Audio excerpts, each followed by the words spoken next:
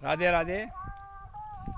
आज मैं आया हूँ अपने गांव में, ग्राम जोगत मल्ला में। आप सामने देख सकते हैं ये हमारा गांव है और यहाँ पर एकदम साफ नहीं दिखाई दे रहा क्योंकि धुंध लगी हुई है सामने, लेकिन धूप यहाँ बहुत बढ़िया है, बहुत बढ़िया धूप लगी है। आज मकर संक्रांति का दिन है।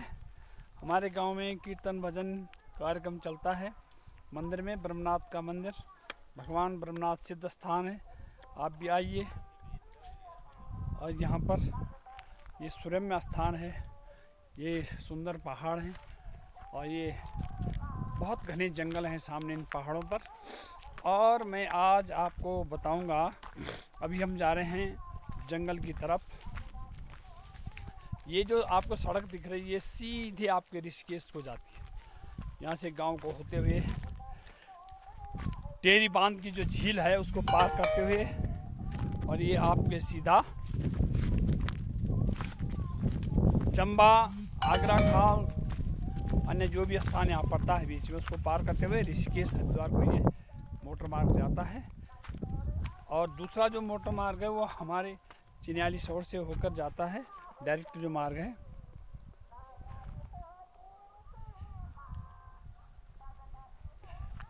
और अभी हम जा रहे हैं जंगल की तरफ। हम किसी जड़ी बूटी को बताएंगे आपको कि ये स्वास्थ्य के लिए कितना कारगर है। ये जड़ी बूटियाँ हमारे यहाँ जो होती हैं, हमारे यहाँ पहाड़ों में नाना प्रकार की जड़ी बूटियाँ होती हैं, नाना प्रकार की।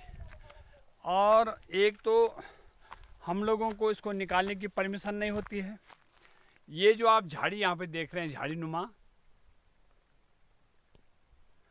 ये झाड़ी जो दिख रही है यहाँ पर, ये ऐसी झाड़ी नहीं है, ये कंटीली झाड़ी है। और इसकी जो जड़ होती है उसका जो उपयोग होता है, उसका उपयोग होता है जैसे शुगर में उसकी जड़ी का जो रस शुगर में लेते हैं।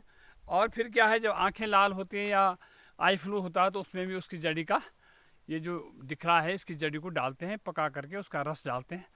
और ये यहाँ पर जो दूसरा दिख रहा है, ये हरा वाला, ये आपको बताएं, ये वाला तो ये क्या है, ये शतावरी है, ये शतावरी का पौधा है। और यहाँ पर ये अनगिनत मात्रा में हमको मिल जाएंगे शतावरी के पौधे।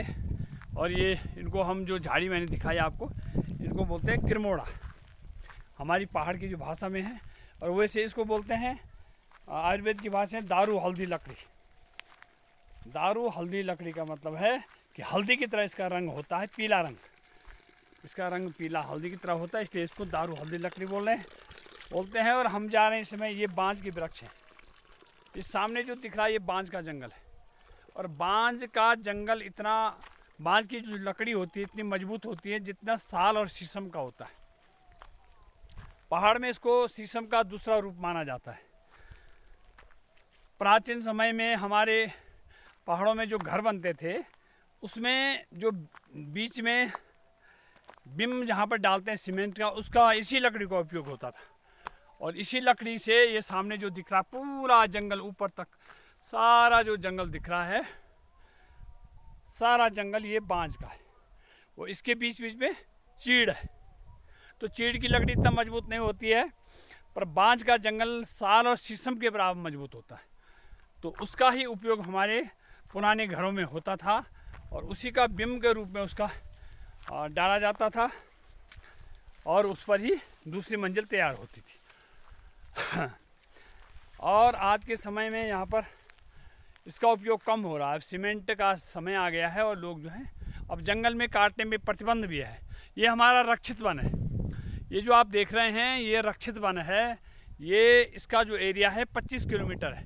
जो ये दिख रहा है ऊंचा जो टीला जो दिख रहा है उसके पल्ली तरफ भी है। और इसका जो क्षेत्र है 25 किलोमीटर का है। और हम यहाँ की रक्षा के लिए जो चौकीदार हमने रखा उसको हम 50,000 रुपये सालाना देते हैं, उसको 50,000 रुपये सालाना देते हैं। वो इस जंगल की रक्षा करते हैं। और तब हम यहाँ से, जब गांव में पलायन कम था तो गाय भैंस के लिए ये जो बांज की पत्तियाँ ये बहुत पौष्टिक होती हैं। इससे जो गाय भैंस दूध देती है, बहुत गाढ़ा दूध देती है और घी मक्खन खूब पड़ता है। अब ये जो वृक्ष दिख रहे हैं ये है हमारे यहाँ पैया का वृक्ष। पैया हमारी भाषा में बोलते हैं, कहीं कहीं इसको पाजा भी बोलते हैं। इसको हम पवित्र और पूजन में इसका इस्तेमाल करते हैं। आजकल देखो इसके पत्तों से तेल जैसा निकलता है, देखो चमक रहा है, तेल जैसा इसके पत्तों से निकलता है। इसको हम पूजन में इसका इस्तेमाल होता है, बहुत पवित्र माना जाता है। इसकी लकड़ी को हम जलाते नहीं हैं, हमारे यहाँ इसको जलाने की परंपरा नहीं है। जैसे कुछ कुछ पेड़ सूखे हुए दिख रहे हैं, ये भी इसी के हैं, पाजा के हैं, पैया के वृक्ष हैं, लेकिन ये ऐसे सड़ जाएंगे, लेकिन हम इसको जलाएंगे नहीं। जलाने का विधान हमारे इसमें इसका नहीं है। ये है पैया का वृक्ष। और ये जो सामने दिख रहा है, ये चीड़ जो है, चीड़ कच्चा है। चीड़ की जो लकड़ी होती है बहुत मजबूत नहीं होती है, उसके भी तख्ते इत्यादि बनाए जाते हैं, पर वो कच्ची होती है, इतना मजबूत नहीं होती है। और अब मैं आपको बताऊंगा, ये जो क्षेत्र है यहाँ पर पलायन होगा। ये देखो जो खेत हैं सारे बंजर हैं, ये सारे जो खेत हैं ये बंजर खेत हैं। क्यों? यहाँ पर बहुत उपजाऊ होता था, पहाड़ी ढंग से यहाँ पर उपजाऊ होता था।